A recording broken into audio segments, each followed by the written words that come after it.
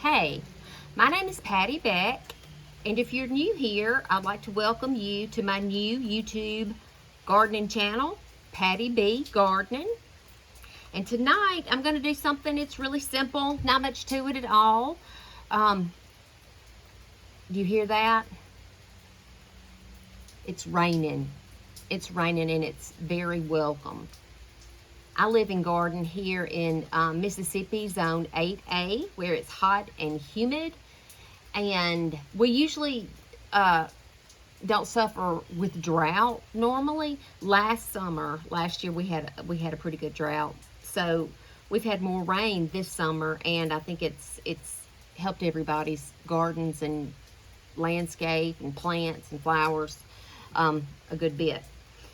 Anyway, tonight I got off work and I said, well, I want to do something. I want to do something, get out in the yard and do something. So I thought, well, I'll start some seeds. And so I had all my setup out there, outside on a table, and then I felt a few sprinkles. And I said, oh my gosh, I've got to move this or not do it at all. I said, well, I'll move it under the porch there, and maybe we'll have enough light to get it done. So I'm going to hurry through this so I'm not burning daylight. Anyway, what I want to do is start some seeds. I want to start this. It's called Sweet William. And I'm assuming that it is kin to dianthus. Or maybe it is dianthus. Maybe just kind of a different variety. But I think it's a little bit different because I've grown dianthus too, and this is different, but maybe they're in the same family. Anyway, this Sweet William, for the past maybe for the past 2 years, yes, I have winter sown this dianthus. So the first January, February that I did the winter sowing with this Sweet William, I put it, when the seedlings came up, I put them in the ground, and they did not bloom that year. So then this spring, when they came back up from the ground, and they bloomed, and they were the prettiest blooms, and they were early bloomers, and they smelled like honey. They just smelled so delicious, and they were such a welcome sight after a long, hard winter. So I was looking at the package, and it says it is a biennial, which means you plant the seedling 1 year and it does not bloom that year. Then it blooms the second year. And hopefully, after it gets finished blooming that second year, it'll make seeds, and those seeds will drop and it'll reseed itself. And if it does that, well, those little plants will take a year to grow, and it won't bloom, and it won't bloom again until the next year. So I don't know if I'm going to have, what I'm trying to say is I don't know if I'm going to have any Sweet William blooming this spring. So what I want to do is try to trick the plant. What I'm going to do is start these seeds now. Today is July 23rd. And I don't know if this is going to work or not. It's an experiment. My life is an experiment. Anyway, I'm going to sow these seeds, and I'm going to get them started. And it shouldn't take them long to germinate and, start growing. We don't get our first frost until probably November. They say October 31st, but it's probably on over into November before we get a really hard frost. So I'm hoping that I can get these seeds germinated and the little seedlings started, and plant the seedlings out into my landscape where I want them to bloom, and help their roots get established before winter. And then in the spring, maybe they'll think, oh, well, we've already, established a seedling before, so let's just go ahead and grow and bloom this year. So maybe in the spring, I'll get some blooms off of these if I start them right now. Does that make sense? And I may be tricking myself instead of tricking the seeds, but I'm going to give it a go because I already have the seeds, I already have the soil, and I'm just going to use my milk jugs for my winter sowing project. technically what I'm doing right now is not winter sowing because it's not winter, but I'm pretty much using the same technique. I have some potting soil off over here to the side, and I just wet it with just some water, and I wet it to where, you know, it kind of holds together, but it's not dripping water. So that's what I'm going to put in here. I'll do this off to the side because I don't have enough room on my table. Are y'all like me? Do y'all get home from work and immediately think, well, what can I go out in my yard and do? What can I do? You know? Are you itching to get out in your yard and do something? I'm like that every day. I don't think it's a problem, but it's a whole lot of fun if you ask me. Okay, so I have my soil in here. Just kind of packing it down. And I'm gonna wipe my hands off. And then I have my seeds.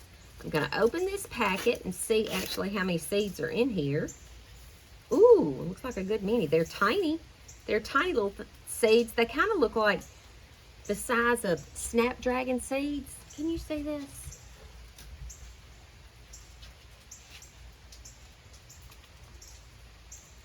Whoop. I'm dropping them. Anyway, that's how small they are. So there's no way, even with glasses, that I'm going to be able to see these seeds. So I'm just going to kind of do it like this, all over the top of the soil. Some of them might germinate, some of them might not germinate. Heck, they might all germinate. I may have bukus of Sweet William, and if I do, I think that'll be great. All right, I got all those seeds in there. I made a tag, and I mean, I really didn't have to do that because that's all I'm starting is Sweet William. But anyway, I made a tag so I wouldn't forget, and I'm just going to put the lid on it. I may come back with a little mist of water and mist the top of this to make sure that the seeds, one thing with seeds, if I have heard, and it makes sense, that if seeds lose the moisture while they're germinating, then they will lose their germ and they will not grow into a little plant, into a little seedling. So I'll come back and moisten the top of this, and then I'm just going to take this and set it outside on that table where the rain will fall through that hole and keep everything moist. The sunshine will be able to penetrate this little dome right here, and the seeds, with as warm as it is, the seeds will germinate. And hopefully, you know, in a couple of weeks, maybe, I don't know, 4 weeks or so, I'll have some seedlings that I can set out. And then their roots can get established in my landscape, and then hopefully in the spring, they'll come back and grow and bloom. So that's what we're gonna do. Y'all let me know if y'all are starting any seeds right now.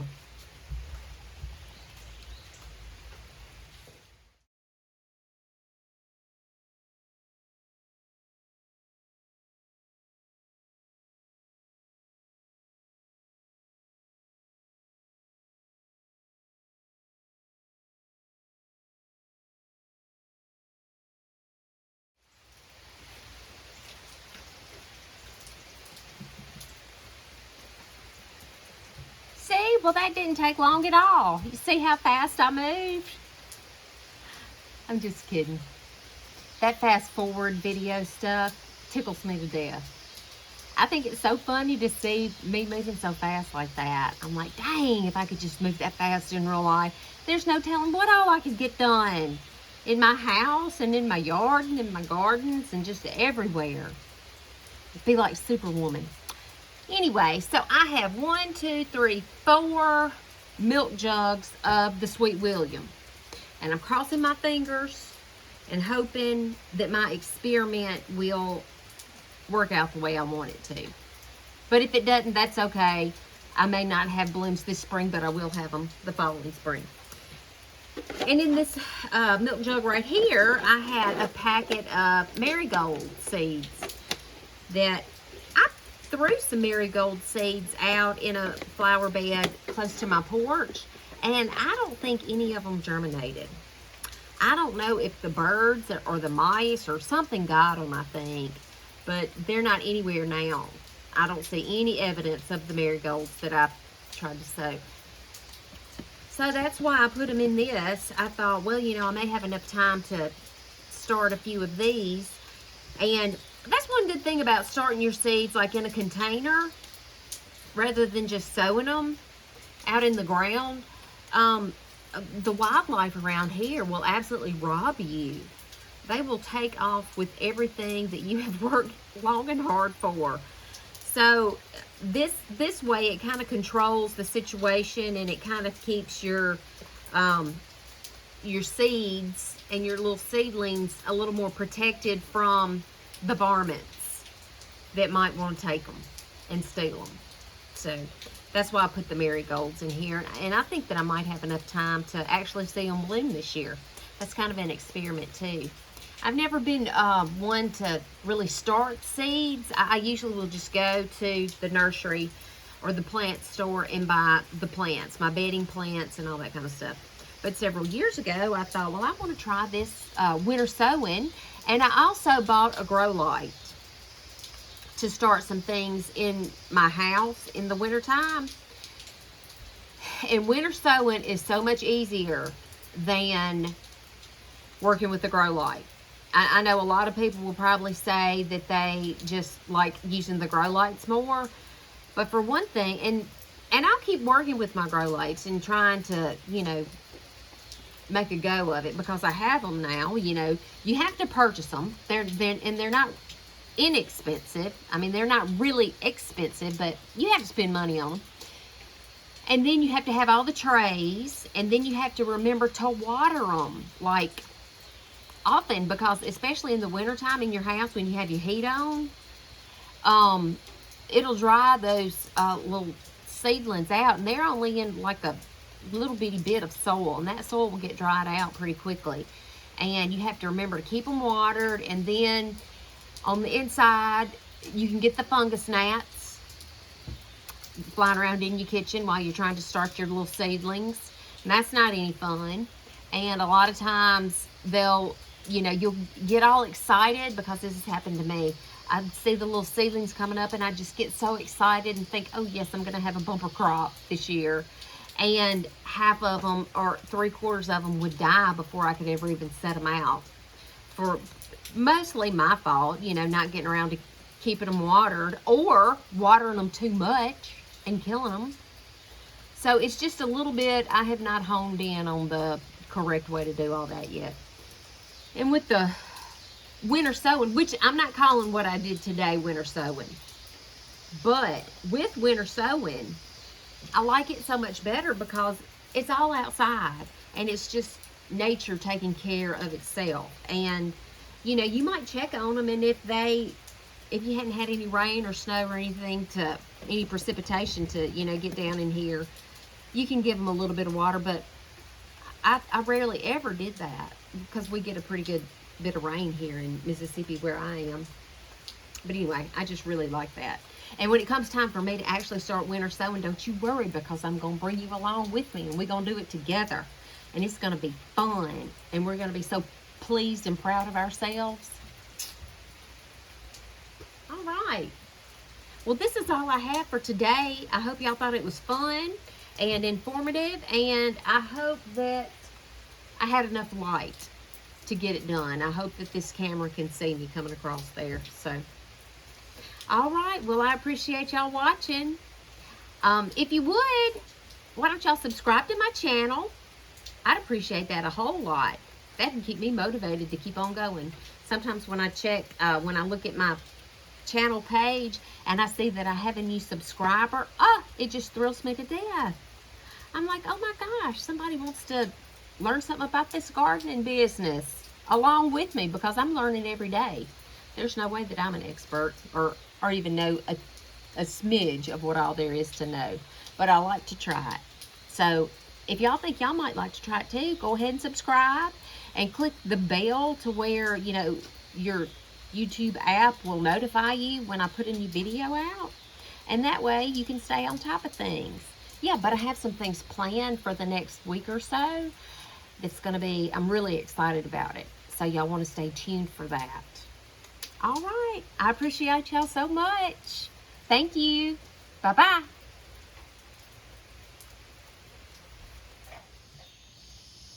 All right, there are my little jugs. They're just sitting out here on this table. It's a sprinkling a little bit, and so they're getting some water, and in the morning they'll get all the sunshine and sunshine all throughout the day, and I'll check on them tomorrow afternoon to make sure that they're not dried out.